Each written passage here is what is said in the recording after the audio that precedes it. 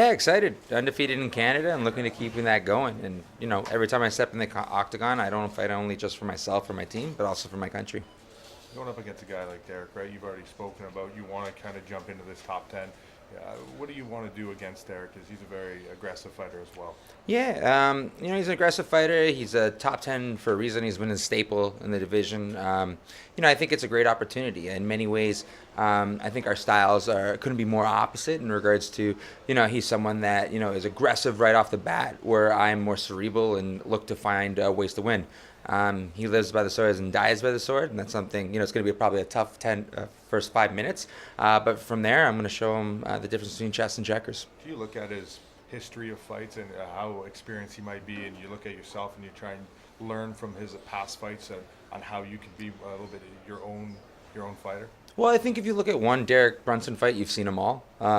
He in a previous life was a sprinter in high school and college, and I think that obviously translates. But I'm going to show him the difference between a sprint and a marathon. Do you feel like you're well prepared for his sort of aggressive style? Some of your recent, or not recent fights, but past fights, Thiago Santos, one of the most wild fighters in the UFC. Eric Anders coming forward, it's hard. Similarities maybe. No, definitely. And I would argue, like, again, I was able to go pretty close decision with someone like Thiago Santos. And the only other loss I really had was against Brad Tavares, who, I beat him in every single stat if you want to look at it that way. But, this is my 20th professional fight. We have the same amount of wins, essentially, after I get my hand raised, but he has a lot more losses, a lot more KO losses. And, I've saved myself up in regards to all my chips in the wars and the battles, being the smarter fighter. And I'll enter the cage smarter, I'll enter the octagon smarter, and I'll exit it smarter. You're on a bit of a winning streak. Does that change your energy, your motivation? Well, yeah, I think there's a deep contrast in between the two of us. I'm on a 3-fight winning streak, and after Saturday, he'll be on a 3-fight losing streak.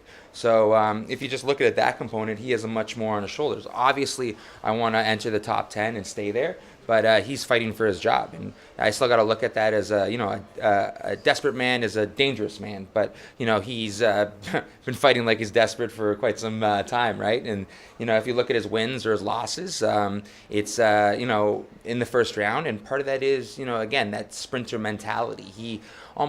He fights very emotional. Fights start about 50-50, obviously, in regards to each opponent has distance, each opponent has their barrier, and he almost feels compelled out of emotion to break that barrier. And, you've seen that in the fights where, like the Robert Whittaker one, where he had him and then he just exerted everything. Or if you look at the last one with Israel Adesanya, he respected...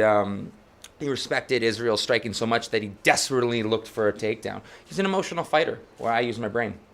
Brunson told us that trading down in Florida now at Hard Knocks with Henry Hoof, obviously a really good striking coach, he's tightened up some of those holes on the feet, keeping his chin high perhaps. What do you make of that? Sure, but I would argue, like, again, his experience obviously goes a long way, but there's the old statement, you can't teach an old dog new tricks, and I think that's very much the case. If you've seen one Derek Brunson fight, you've seen them all. But again, with that being said, I respect him, both as an athlete and as a mixed martial artist, and, he's a great wrestler, but, I've competed against great wrestlers before. You have someone like Trevor Smith, who's a D1 wrestler, where opposed to Derek Brunson's D2, and a lot of his wrestling kind of goes out of the window the more it doesn't work. He obviously has a high defense rate, but part of that is his ability to kind of just be wild, he's very strong, but so am I. So again, I'm going in there with a game plan that I think I know is just battle tested, because going into the octagon for the 11th time, this will be my 8th fight against a southpaw. So in many ways, there's a blueprint that I have. My only 2 losses are against regular stanced individuals. Elias out a bit there. It seems that you guys are in such different places kind of in your career right now. Do you think you kind of have the mental edge? Like, it seems like, listening to you right now, you know exactly who you are, what you need to do and everything. He's switching camps. He maybe is a little confused about what he needs to do. Does that give you an advantage going in? 100%. And again, like that added pressure. I'm going in there with 3 wins. Arguably, again, depending on what you scored the Derek Brunson fight, not Derek Brunson, the Brad Tavares fight. What's it called? I only have 1 loss against someone that's now fighting for the title, and I'm the only real person to ever take him to a decision. How do you think Thiago does against John Jones? Obviously, the better he looks, the better I look. So we'd be really excited for him to, shock the world. But beyond that, he's a sweetheart. Whoop. Beyond that, he's a sweetheart and a great human being. It's always an honor, and the same thing with Derek after Saturday. It's an honor to step in the cage with my fellow competitors. Hi, Elias. Just a few for you here. Hey, man. Nice to see you. So we both know you've developed among some fans maybe not the most exciting fighting style in their perspective, but Luke Thomas has praised you as having one of the most entertaining Twitter games and Twitter profiles in the game.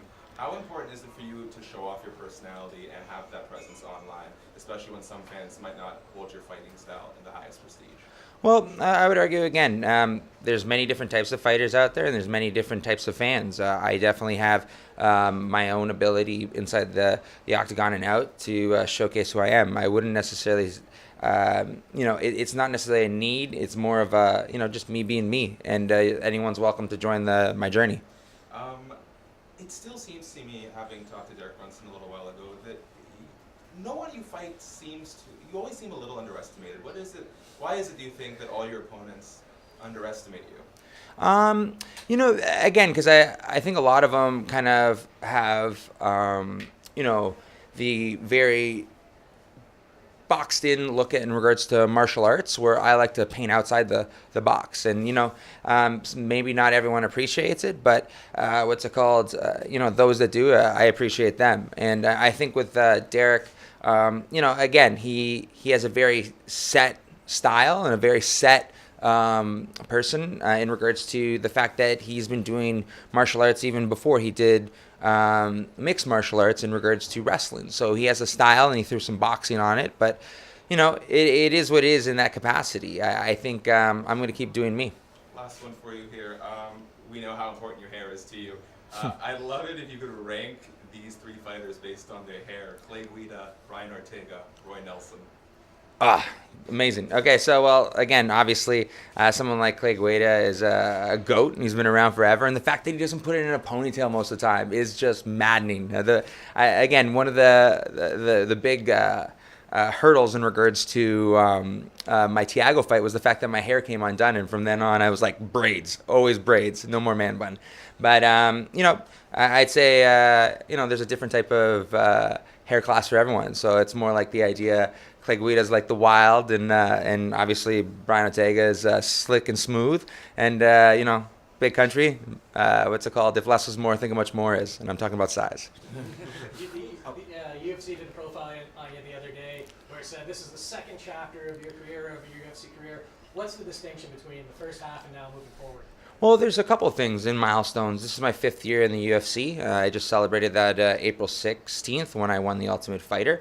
And I think it's in June-ish, I'll be celebrating my 10th year in martial arts. So, it's a milestone in the sense of, a kid, a man-child at 21 stepped into a gym and had the audacity to, go from fan to top 10. Now, you did get a late start in MMA compared to some other athletes.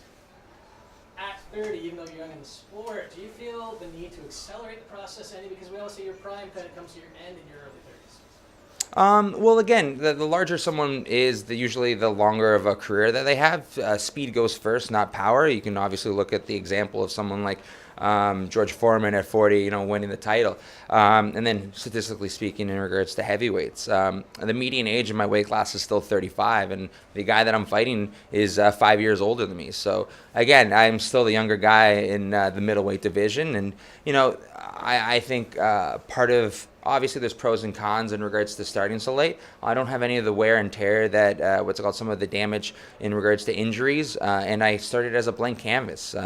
Derek Brunson, he resorts back to that wild. He resorts back to that, wrestling and desperation, where, I try to be as cerebral as possible and find ways to win. And I think my record speaks for itself. At the end of this week, I'll be 18-2. A few months ago, George St. Pierre retired. You're right now the most accomplished and one of the longest tenured Canadians in the UFC. Do you feel like you're carrying the flag right now for Canadians, that you are the biggest name for Canada in the UFC? Obviously, even just saying that out loud or hearing that out loud is obviously, I pinch myself because, again, I started as a fan first. Like I said, I'm very appreciative of everyone that follows my journey. Obviously, when I step in the octagon, I do it as a proud Canadian, and looking forward to taking that picture with that flag afterwards. Elias, we just saw Roy McDonald have his fight last weekend. He spoke a lot after the fight. I'm sure you saw his comments. He'll be back in the gym, I guess, next week training for his fight against Gracie. But what did you just make of those comments? Have you seen anything in the gym from Rory that maybe makes it feel like he is struggling internally with doing this sport right now? I don't think it was necessarily struggling. I think obviously the confusion of having a draw, the confusion of going. The man just went through a 5-round fight, right, against a very gritty fighter. It was an honest and raw, post-fight cage, and I'd say every fighter goes through that in some capacity, and not necessarily in regards to in the aspect of necessarily the religion aspect, etc., etc. But I think we all go through ebbs and flows. I've talked about it in with my coaches, where sometimes I'll have the best session in like a week, and then the next day I'm constantly needing a little bit of reassurance, but then I'm like, oh yeah, you were there for the whole camp. It went amazing. You know what I mean? So we tend to be, it's my belief that we're all different shades of, pink monkeys, trying not to convince ourselves we're not pink monkeys. And there's a lot of just internal thought that we kind of have to have. And, it's therapeutic in some capacity. It's part of the process. And that's also has to probably be attached to our fight or flight. You know what I mean? If, as one of my coaches would say, comfort kills performance. And if you're not, a little uncomfortable, it's probably going to hurt your performance. Elias, if you're successful at this fight, as you clearly feel that you're going to be, who would you like next? I'm not going to look past Derek. And as I've said in my last fight, I might be fighting, a tough individual, and I will be fighting a tough individual outside. But my next fight is not against one man; it's against the stigma of medical cannabis. And I'm looking to continue my fight for a therapeutic use exemption to set precedent not only for myself but all other athletes, and that includes not only the UFC, everyone under the water code. Perfect. Thank you, guys. Cheers.